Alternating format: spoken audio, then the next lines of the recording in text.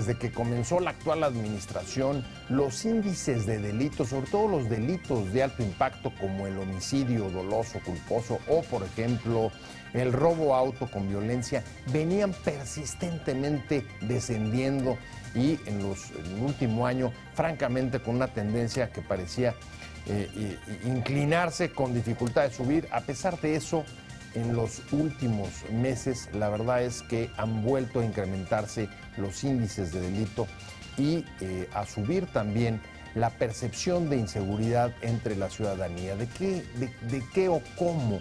Delitos de alto impacto como el que acabamos de tener, desafortunadamente en el caso del multihomicidio en Narvarte, o otros como por ejemplo la fuga del Chapo, están afectando o inciden en la generación de esa percepción de mayor inseguridad entre la ciudadanía.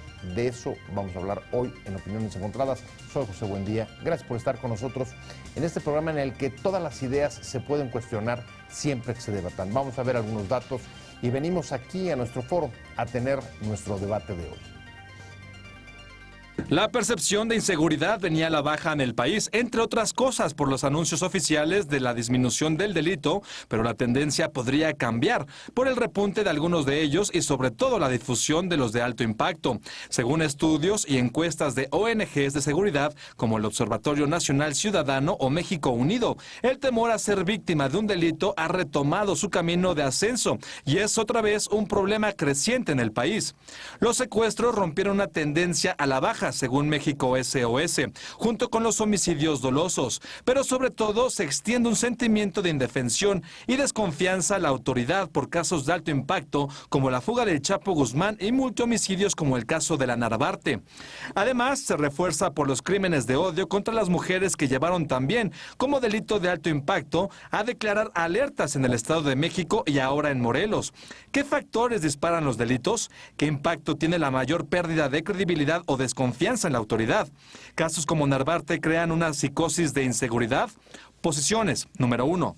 Un análisis de México Unido contra la Delincuencia y Consulta Mitofsky revela un incremento del 25% a 31% en la incidencia en los mexicanos que vivieron de cerca algún delito, al ser víctimas ellos o un familiar, respecto a 2014. Además, 6 de cada 10 ciudadanos dijeron sentir temor de ser víctima de algún crimen. Número 2. Con respecto a la desconfianza a las autoridades, esta se vio reflejada en 38% de los encuestados, quienes consideraron muy peligroso apoyar a algún policía. Sobre el despliegue de las Fuerzas Armadas en las calles, se registró una desaprobación del 25%, lo cual implica el nivel más alto de rechazo en los últimos 8 años, pues en 2007 fue de 8.5%. Número 3. El delito de secuestro se incrementó un 28.05%. Esto durante el mes de junio, al pasar de 139 con un saldo de 180 víctimas en mayo a 178 con 216 víctimas en el sexto mes del año del 2015, esto de acuerdo con Alto al Secuestro. Un tema que seguramente a usted le preocupa. Crece el número de gentes que otra vez conocemos que han sido víctimas cercanas de algún tipo de delito y eso va generando nuevamente, como ya hemos vivido en los últimos años en el país, una percepción o una mayor percepción de inseguridad. Y para entrarle a tratar de desentrañar qué es lo que ha hecho, no todavía cambiar la tendencia, pero sí al menos parar la tendencia que venía de disminución de delitos de alto impacto en los primeros 2 años del gobierno del presidente Peña. Me da mucho gusto que esté con nosotros aquí el director adjunto de Excelsior, Gerardo Garza. Gracias por la invitación, Pepe. Buenas noches a todos. Gracias a ti por tomarte el tiempo y venir un rato. Aquí estamos para servirte. Y Jonathan Furcifer, lo dije bien. Muy bien. De México Evalúa. Muchas gracias, especialista Pepe. en asuntos de seguridad. Así es. Pues si quieres vamos a empezar con los datos, ¿te parece, Galarza? Sí, por supuesto. Y en efecto, traíamos una tendencia de disminución, lo platicamos hace un momento, alcanzamos el pico de delitos de alto impacto en 2009. Sí. Entonces, luego, digamos, alrededor de la entrada del nuevo gobierno comienza a haber una tendencia declinante. Así es. Pero en los últimos meses lo que hubiéramos, obviamente todos deseado que fuera una tendencia, digamos, irreversible, no lo ha sido, sino que ha retomado el camino hacia arriba con casos muy graves de delitos de alto impacto, como es el caso del multihomicidio de Narvarte. Así es. Y pues también que causan enorme zozobra en la ciudadanía, como la fuga del Chapo. ¿Qué datos tienes tú sobre este repunte, Jonathan? Bueno, mira, en el caso de homicidios, en efecto, como mencionabas, vemos que la tasa de homicidios por cada 100,000 habitantes, a través de los datos que de alguna manera publica el Secretariado de Seguridad, muestran que, en efecto, a partir del año 2010, los homicidios van cayendo de picada. Sin embargo, en el último semestre del 2015, que empieza de enero hasta junio, vemos que ese repunte comienza a ir hacia la alza. O sea, se invierte la tendencia. Se invierte la tendencia de una manera pues abrupta, ¿no? Eso puede llevar a muchísimas hipótesis. No todas ellas realmente apuntan hacia el crimen organizado, porque los homicidios de alguna manera pues reflejan muchísimos males sociales. Violencia intrafamiliar, pandillas, cualquier tipo de problemática que no necesariamente tiene que ver con algún tipo de relación con el crimen organizado, ¿no? Entonces, creo que algo que es muy importante rescatar de esta tendencia que comienza a revertirse es qué papel están jugando las instituciones hoy en día, ¿no? Y como mencionabas hace rato, hasta qué punto la autoridad puede penar este tipo de delitos, cómo la impunidad se nos va de las manos y de qué manera la sociedad puede resolver también este problema, porque es corresponsable de alguna manera también. Muchos temas ya sobre la mesa, pero el primero, que me parece un punto interesante, durante buena parte del gobierno anterior, Gerardo, digamos que el señalamiento sobre los índices de criminalidad generalmente apuntaban a lo que luego se convirtió en una especie ya de caja negra, en el que casi cualquier tipo de crimen podía caber, que era el crimen organizado. Incluso cualquiera hacíamos estadísticas sin ninguna metodología. Creo también, sin ser yo especialista en el tema, pero sí sé y creo que debe tomarse en cuenta que las estadísticas de los delitos, no solamente el homicidio en México, han ido mejorando a través de organizaciones como México Evalúa, de otras ONGs que han pugnado por la transparencia, por esto, y entonces también estadísticamente se han mejorado los sistemas y eso implica también que los números sean más reales y por supuesto al alza. Hay estados que todavía están muy alejados, no es lo mismo un estado del centro como Guanajuato, por decir, que como Oaxaca en sus estadísticas, pero ha ido mejorando y entonces eso también implica, y decir, me interesaría de un principio poner dos diferencias. Una es la tendencia, que efectivamente, y otra la percepción. Sí, que no es lo mismo una percepción que una tendencia. Yo no soy estadígrafo, pero sí hay que separar las ideas. ¿Y cómo ves? O sea, digamos, para regresar al punto, primer apunte es, no todo corresponde al crimen organizado. Estamos viviendo en este repunte, ¿tú lo crees? Nuevos fenómenos de violencia que están elevando los índices. Pues Jonathan señalaba, violencia familiar, por supuesto, tiene toda la razón. robo con violencia de auto, que es otro de los de alto impacto que se van para arriba, secuestro. Y que además lastiman mucho personalmente, ¿no? Los secuestros, los robos con violencia en auto, los robos a casa habitación, en donde tú te sientes absolutamente desprotegido. Ese es también un sentimiento que hay que tomar en cuenta. Sí. Pero también yo coincido ahí plenamente. Es muy fácil decir crimen organizado. Claro. Por supuesto que existe y por supuesto que lo estamos viendo. Y a mí me da mucha pena decirlo en público, en la televisión, porque alguien puede pensar que estamos dando ideas, pero de repente es muy fácil para algunas personas cometer un delito, no voy a decir cualquiera, y ponerle un letrero para que aprenda y una letra del abecedario, la última Z, y entonces ya es crimen organizado y se hace a un lado. O bien algún otro de este tipo de cosas y se disfrazan esos crímenes, cualquiera que sea, secuestro, homicidio, robos, lo que tú quieras, violaciones, atribuyéndoselas al crimen organizado cuando tienen otro origen social bastante importante, familiar incluso, y que se busca la impunidad, que creo que es la madre de todos los males en cuestiones de estadísticas de homicidios, la impunidad. Pero fíjate, me llama la atención porque es el segundo señalamiento que yo oigo en los últimos días al respecto. Hay un estudio importante que saca UNODOC sobre trata, donde dice, sí, en efecto, como venimos creyendo desde hace ya un rato. Buena parte de la trata de personas tiene que ver con las redes internacionales de trata, perdón por la redundancia. Pero dice, pero no solo por ahí, sino buena parte de la trata tiene que ver con el núcleo más cercano a las personas que la sufren, es decir, los ambientes o los ámbitos familiares. Y es un poco lo que estás tratando de decir tú. Sí. Buena parte de los índices, el repunte de los delitos, tiene que ver no necesariamente con el crimen organizado, sino con otros factores.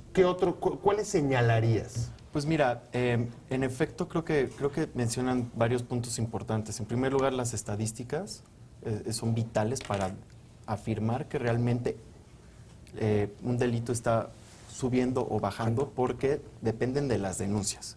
Exacto. Y si nosotros no vamos a denunciar, podrían haber muchísimos crímenes que no estamos contabilizando. Es la cifra negra. Es la cifra negra. Por otro lado, creo que es muy interesante lo que dicen sobre crimen organizado, porque también estamos realizando un estudio que prontamente sacaremos, en donde justamente desmentimos esa idea. El crimen organizado no es un solo problema en México, hay varios. Y en ese sentido, pues hay factores de riesgo que pueden aumentar las probabilidades o la susceptibilidad de cierto tipo de perfiles de personas en ciertos contextos, que pueden ir desde la familia, por ejemplo, que pueden ir dentro de las escuelas, prisiones, escenarios laborales, en fin, pandillas en las calles, incluso pues violencia que de pronto podría salirse de control, como agarrarte a golpes en un bar, ¿no? O en cualquier otro lugar. Entonces, en ese sentido, creo que hay que ver de qué manera podemos evitar el crecimiento del crimen organizado, pero también ponerle los ojos sobre otro tipo de conductas que pueden ser desfavorables para la población. Bueno, y que comenzamos a verlas, ¿no? Ahí está, por ejemplo, el incremento de las alertas sobre feminicidios en estados como Morelos. Ahora había habido ya, después de retrasarla durante mucho tiempo, en el Estado de México. Y tenemos casos como, por ejemplo, el caso de Narvarte, en el que las hipótesis que hay sobre qué es lo que ahí sucedió se multiplican. Hay desde la hipótesis sobre libertad de expresión, feminicidios, robo, en fin. La verdad es que con la información que hay, que puedes elaborar las hipótesis que más quieras. Hay gente muy ingeniosa, lo digo, en Twitter, donde dice, a ver, ¿qué les parece esta idea? Y entonces propone una idea de que alguien de los que están vivos fue el que hizo y preparó todo. Alguien que dice, pues fue un homicidio múltiple y luego un suicidio.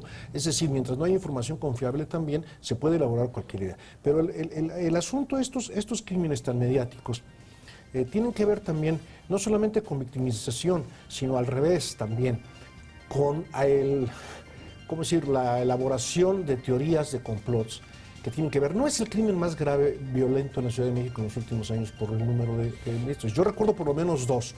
Uno en Tlalpan, donde una familia entera de 7 miembros fue asesinada un sábado por un chico. Lo recuerdo.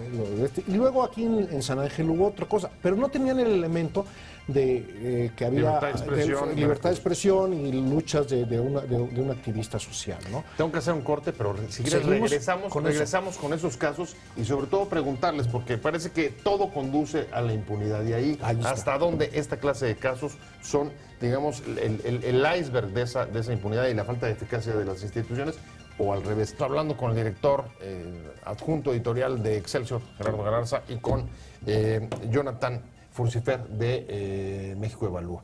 Y nos quedamos en la primera parte, estábamos entrando al asunto más caliente del programa, tratando de vincular qué relación tiene este repunte en general de los delitos, sobre todo los de alto impacto, con algunos delitos especialmente mediáticos. Yo te digo... Y con lo que los corta los dos, que es la impunidad. A eso iba yo. Iba a decir, como diría mi mamá, parafraseando a mi mamá, la impunidad es la madre de todos los crímenes. Es decir, cualquier crimen que quede impune es una invitación a delinquir para otro que no es delincuente. Desde el robo, desde el asalto, desde el secuestro, desde el homicidio, desde la falta administrativa que no se castiga, desde pasarte un alto, de todos. Son niveles diferentes, absolutamente, pero el hecho es el mismo. Y la impunidad es mientras siga imperando la impunidad, va a seguir creciendo el número de delitos. No se trata de represión, como mucha gente dice, es que lo que están buscando es que reprimir. Sí, el Estado tiene que reprimir las conductas antisociales, el homicidio, por ejemplo. El homicidio es un delito tan grave que yo no conozco, a lo mejor hay, pero todas las legislaciones en el mundo, el homicidio es un delito que se persigue de oficio. No se requiere que alguien vaya a decir, mataron a mi papá, a mi sobrino, a mi amigo, a denunciarlo para que el Ministerio Público o el fiscal, ¿cómo se llama en otros países? La representación social actúen. La representación social, llámese como se llama en cualquier país, está obligada a investigar sabiendo que hubo un homicidio, con cadáver o sin cadáver. ¿Por qué es tan grave? Se considera en el derecho que eso es... No, y no porque nos volvamos legalistas, sino porque son las formas de convivencia que nos hemos dado. Y así todos los demás delitos. Pero mientras hay impunidad, mientras no pase nada, pues es una invitación a delinquir.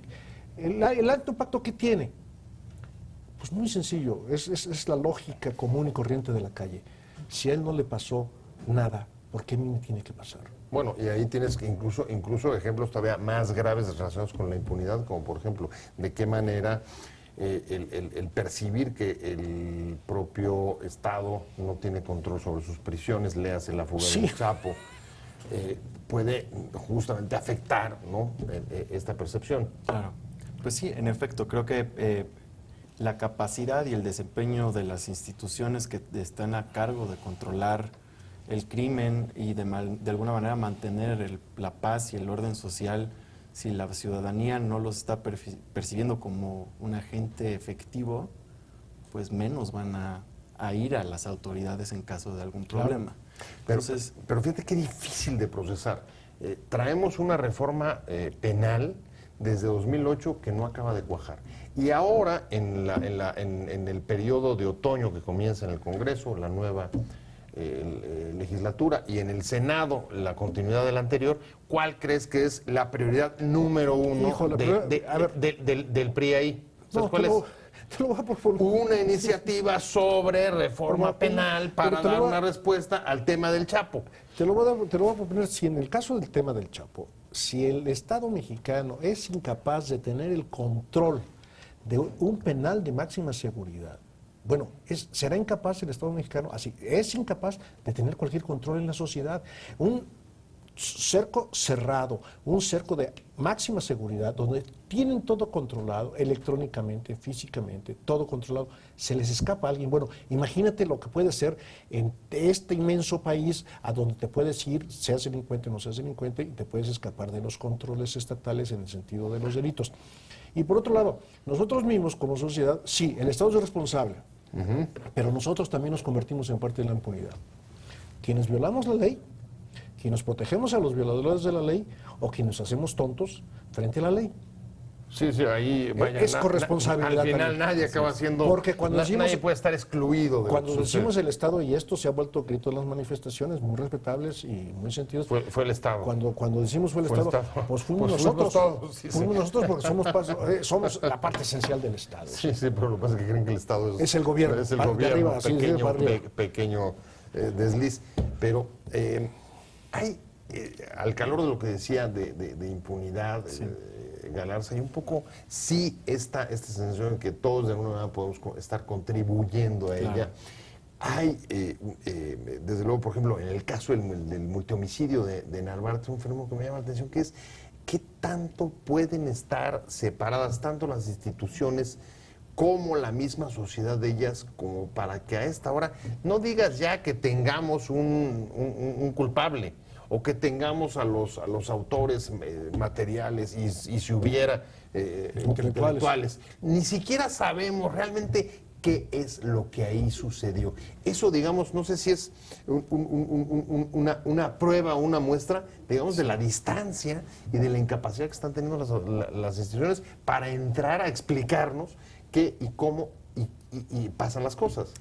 Y creo que es un cálculo que mucha gente hace a partir de los resultados de las instituciones. Claro. Es decir, ¿para qué voy a denunciar?